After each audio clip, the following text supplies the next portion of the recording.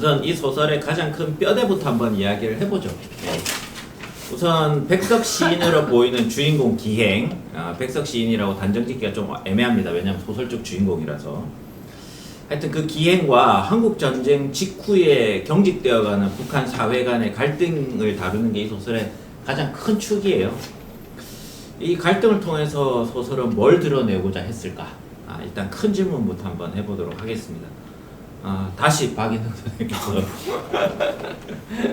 네, 앞서서 일단 그 배상민 작가가 이야기했던 20자평의 문제가 사실은 제일 지금 시급한 화두라고 하는 것이 아마 김현수 작가의 지금 이 작품을 쓰면서의 작가의식이기도 하지 않았을까라는 생각이 들어요. 그래서 물론 작품 안에서는 57년도부터 63년도까지의 북한 사회상에 대한 문제들, 어떤 정치적 이념이라고 하는 것이 언어의 순수성을 해치게 되었을 때 나올 수 있는 문제들을 언급하고 있지만 이거 꼭 해야 돼 여기서. 언급하고 있지만 네. 실제로는 지금 우리 사회를 둘러싸고 있는 동시대적 한국 현실, 한국적 현실 혹은 말이라고 하는 것 자체가 사멸해가고 있는 현대사회의 문제를 다루고 있는 것일 수도 있다는 거죠. 달리 이야기하면은 오늘날 우리가 얼마나 언어라고 하는 것 안에서 언어 자체에 담겨져 있는 순수한 어떤, 사실 이게 성립하는지는 잘 모르겠어요. 오늘날 이제 제 생각에서는 과연 말이라고 하는 것이 순수한 세계를 보존할 순수한 말들이 있고, 이 순수한 말들이 그 안에 보존되어 있는 순수한 세계의 직접적인 구현물인가 라고 하는 거에 대해서는 저 자신도 이제는 점점 믿음이 사라지고 있는 세상을 살고 있기 때문에 김현수 작가도 아마 비슷한 종류의 위기감을 소설가로서 강하게 느끼지 않았을까라는 생각이 들어요. 근데 이제 특히 소설적 언어들 같은 경우는 오늘날에 더더욱 어떤 현대 사회를 살아가기 위해 우리가 필요로 하는 다양한 정치적 언어들, 이념적 언어들, 그리고 사회적 언어들에 잠식되어 가고 있는 중이잖아요. 어떻게 보면은 그 과정 안에서 이제 왜 또 이제 그런 김현수 작가가 하필 이제 해석적 대상으로서 본인이 몰두에 들어가야 하는 이 소설적 주체를 백석이라고 하는 시인을 설정했고, 또 어떤 시적 세계에 대한 복원이라고 하는, 사라져가는 이제 시적 세계에 대한 노스텔지어라고 하는 주제로서 설명했는지 라고 하는 것 자체도 굉장히 동시대적인 문제, 이제 소설의 언어가 도저히 도달하기 어려운 말의 순수성이라고 하는 거를 회복하기 위한 시도로서 읽혀진다라고 하는 점에서는 충분히 공감이 가고 이해는 되는데, 문제는 이제 아까 제가 말했던 것처럼 약간 도돌이표처럼 돌아가는데, 결국에 이 시적 세계가 가지고 있는 어떤 단단한 세계에 대한 것들이 형해화되고 해체되어 버리는 이 짓눌려가는 현실에 대한 문제 앞에서 시인 백석이라고 하는 소설적 주인공이 취할 수 있는 행위의 영역이라고 하는 건 굉장히 위축되어 있을 수밖에 없고, 그게 어떻게 보면은 소설 안에서 사건으로서 주인공의 어떤 결단이나 사건으로서 이렇게 구체적으로 드러나지 못하게 되는 근본적인 원인이 아닌가라는 생각이 드는 거죠. 그러다 보니까 사건의 진행이라고 하는 건 결국 항상 외부에서 오는 자극이 우선이고, 어떻게 백석이 이것에 대해 수동적으로 리액션할 수밖에 없는가에 대한 이 문제로 플롯들이 굴러갈 수밖에 없고, 최종적인 결말에 있어서도 그런 것들이 연속된다라는 느낌이 드는 거죠. 그러다 보니까 저는 주제의식에서는 공감하지만 소설적 형상화에 있어서는 아쉬움이 있는 작품이었다라고 또 이야기를 할 수 있을 것 같습니다. 네, 박근혜 선생님.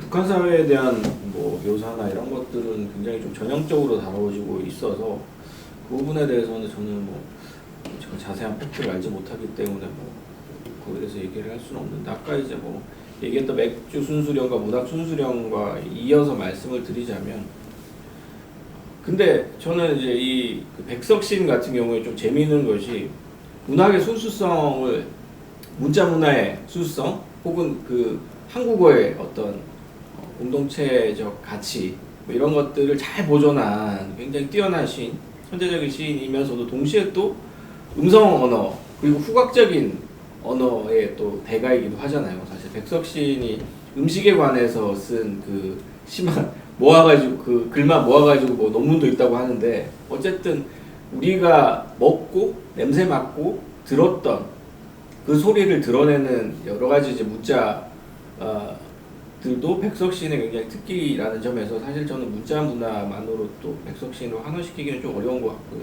그런 면에서 저는 백석시인의 시를 되게 좋아하는 편인데 사실 그럼에도 불구하고 저는 이 김현수 작가의 생각에 끝끝내 동의할 수 없는 것이 그런 거죠. 그러니까 공동체가 가지고 있었던 그런 문학적인 기억 그런 것들이 시적 언어로 남아 있다. 뭐 일부 남아 있을 수 있겠죠. 근데 저는 그것이야말로 저는 문자 문화에 대한 지나친 경도, 혹은 문학에 대한 지나친 과대평가, 혹은 지나친 교양주의, 혹은 배운 사람들, 식자들의 어떤 판타지 이런 것들과 관련되어 있는 것이 아닌가 하는 생각도 한편에서 들어요. 그래서 백석 시인이 가지고 있는 그런 과거의 어떤 가난한 가족들에 대해서 굉장히 서정적으로 묘사한 시라든가 이런 것들 보면은 되게 아름다워 보이잖아요. 근데 실제로 그 삶은 되게 비참한 삶이거든요. 안도현 시인이 자기 시집 제목을 백석 그 시인의 그 흰 담벼락인가? 그 시 구절에서 따와서 외롭고 높고 쓸쓸한이라고 붙였는데 저는 이 제목에서 굉장히 징후적인 무언가를 느꼈거든요. 왜냐하면 그 앞에 가난하고가 있는데 가난하고 외롭고 높고 쓸쓸한이라는 구절이 나와요. 근데 가난하고가 싹 빠져 있어요. 그냥 외롭고 높고 쓸쓸한 거죠. 그 구절이 가난하고를 삭제함으로써 가지는 심상이라든가 느낌은 전혀 달라지고 거기서 가난이 빠지는 순간 사실은 굉장히 탈정치적이고 탈계급적이고 뭔가 그 비참한 어떤 이미지가 사라진 그 시는 사실 되게 비참한 풍경인데 그것을 백석 씨는 뭔가 그 비참한 속에서도 뭔가 아름다움을 찾아내려고 했던 그런 시인데 그냥 외롭고 높고 쓸쓸한이라고 해버리면 그냥 외롭고 높고 쓸쓸한 어떤 고고한 무언가가 돼버리는 거죠. 그런 면에서 저는 김현수 작가의 그런 이제 문학관이라든가 이런 부분들이 저는 뭐 다 헤아릴 수는 없지만 어쨌든 사회와 뭔가 괴리되고 북한에 대해서 이런 이제 뭐 사회 소위 말해서 그 경직되어 있는 사회주의 리얼리즘 문학, 뭐 당을 찬양하고 수령님을 찬양하고 이런 식의 그런 게 문학이라고 생각하지도 않지만 그렇다고 해서 인간이 가지고 있는 무언가 가장 절실한, 절박한, 진실된 무언가를 문학만이 드러낼 수 있다라는 그런 사고방식에도 저는 동의하지 않거든요. 그래서 저는 어떻게 보면 좀 절충적이고 어중간한 입장이긴 하지만 어쨌든 저는 양자 모두에 조금 더 회의적입니다. 예. 받아서 조금 이야기를 하자면 결국에는 김현수 작가가 의도한 이 소설 안에서의 그 구도가 이분법적 구도고 사실은 그러니까 문학과 언어의 순수성이 보존될 수 있는 그런 언어적 세계가 있고 동시에 이제 이 북한 사회가 지금 지향하고 추구하고 있는 유물론적 세계가 있다는 거잖아요. 근데 마지막에 가면은 유물론적으로 문학을 취급하려고 했던 병도도 편지에서 보면은 자신의 실패를 어떻게 보면 인정하는 언급들이 나온단 말이에요. 근데 그렇게 보면 이제 김현수의 전체적인 구도는 이분법적 세계에서 다시 한번 언어의 순수성을 유물론적 세계로부터 끄집어 올리려는 그러니까 건져 올리고 되살리고자 하는 큰 틀의 노슬테지어와 관련되어 있는데 이것 자체가 어떻게 보면은 모더니즘적 관점에 대한 아주 오래된 이분법적 구도를 단순 반복하는 것일 수도 있겠다는 생각도 들었어요. 그러니까 뭔가 물질적인 것에 점유되지 않는 과거의 전통적이고 노스텔지어적인 세계가 있고 그렇지 않고 그 이후에 이제 유물론에 의해서 구축되어야 하는 리얼리즘에 다른 어떤 세계가 있는 것처럼 근데 물론 이 소설이 추구하는 것이 그런 단순한 이분법은 아니겠지만 한편으로는 전체적인 소설적 정서 자체가 노스텔지어에 함몰되어 있는 측면이 있기 때문에 그러다 보니까 이 유물론적 세계를 거꾸로 손쉽게 배격하는 것은 아닌가라는 관점의 생각도 드는 거죠. 근데 제가 이제 사실은 저는 이 소설을 개인적으로 되게 재밌게 읽었어요. 근래 읽은 소설 중에는. 네. 아니, 그러니까 여러분들이 너무 거시기 하니까 제가 좀 얘기를 하면 근데 아까 이제 김현수와 비슷하지만 김현수와 좀 다르다. 이런 식으로 거기엔 동의하지만 그 내용은 좀 다른 것 같아요. 그러니까 예를 들면 내가 누구건 얼마나 외롭건 같은 경우에 예를 들면 어떤 무슨 여자의 나체 사진 할아버지가 가지고 있었던 이제 그게 어쨌든 막 이렇게 해가지고 연결이 되잖아요. 그게 뭐 어떠한 이 장소가 이제 느슨하게 이렇게 쭉 연결이 된다든가 이거를 이제 그 누구지? 그 김영중 선생님도 예전에 단 한 권의 책인가? 라는 그런 좀 김현수에 대한 잘 쓴 평론 중에 하나인데 거기에서 일종의 이렇게 성좌 를 이루고 있다. 그래서 그런 이게 서로 의미 없이 단편화되고 파편화된 그러한 사건들, 그 다음에 장소들, 시간들이 사실은 이렇게 다 느슨하게 이어지는 거, 어떤 이 우연이라고 하는 것들이 반복이 되면 되고, 그것이 그렇게 어느 순간 부딪히는 순간 그게 필연이 될 수도 있고 의미가 생산될 수 있는 거잖아요. 이제 그런 점에서 어떤 문학의 성좌 같은 것들을 보여주는 작가라고 얘기를 그동안 많이 해왔어요. 많은 평론가들이. 근데 저는 이걸 보면은 사실 아까 이제 제가 리진석 얘기를 한 것도 리진석이 받아갔던 그 노트, 저는 그게 기존의 그 김현수 소설에서 전혀 서로 상관없는, 연관되지 않는 사람들이 어떠한 그 아주 사소한 사물 하나, 어떤 메모지 하나, 뭐 이런 걸로 이렇게 겹쳐지게 되고, 두 사람이 서로 다른 어떠한 그 이 삶이 서로 이제 포개지고, 뭐 이러면서 어떠한 느슨 하나만 어떤 필연적인 삶의 논리에 대해서 이렇게 이야기를, 역사의 논리에 대해서 얘기를 한다고 생각했는데 이게 가닿지 않아요. 중간에 사라지고, 그리고 앞에서 얘기했던 이제 벨라와 빅토르의 스토리텔링과 뒤에 나오는 이 백석의 그 스토리텔링이 사실은 잘 이렇게 악의가 맞진 않아요.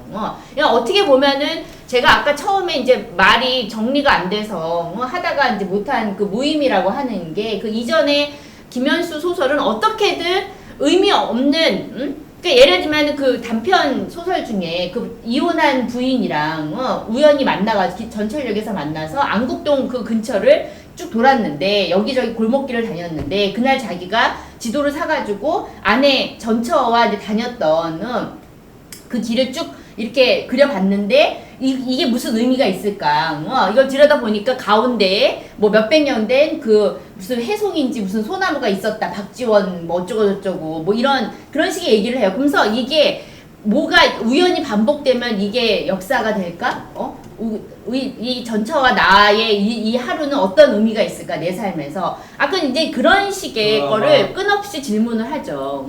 끝날 것 같지 않은 건가? 뭐 아무튼 그런 단편 소설이었는데, 그러니까 예를 들면 이제 그런 김현수의 그런 서사적 방식, 어떠한 에피소드들을 연결하고 그렇게 느슨하게나마 이렇게 이어붙이는 그러한 방법은 비슷하지만, 제가 보기엔 그걸 통해서 어떠한 뭐 필연이라든가 의미라든가 이러한 것들을 이렇게 잘 잡히진 않지만 그래도 뭐가 있지 않을까라는 뭔가 그 최후의 기대감, 마지막 기대감, 이거를 쫙 놔버린 것 같은 무슨 의미가 있겠어.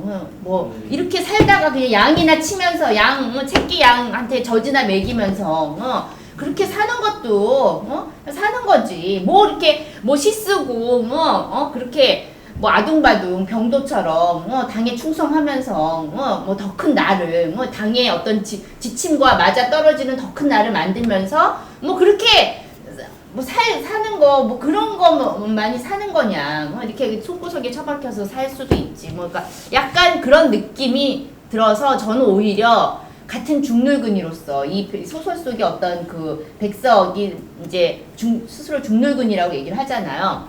그래서 공감이 갔습니다. 완전 반대로 읽으신 것 같은데. 네. 와, 그렇게 읽을 수도 있을 것 같아요. 근데 문제는 이 답변을 어디다가 갖다 붙이는가 문제 아닙니까? 그건 제가 알아서 해볼게요. 저는 아무튼 고생이 입을 많으십니다. 뗐습니다. 입을 네. 간신히.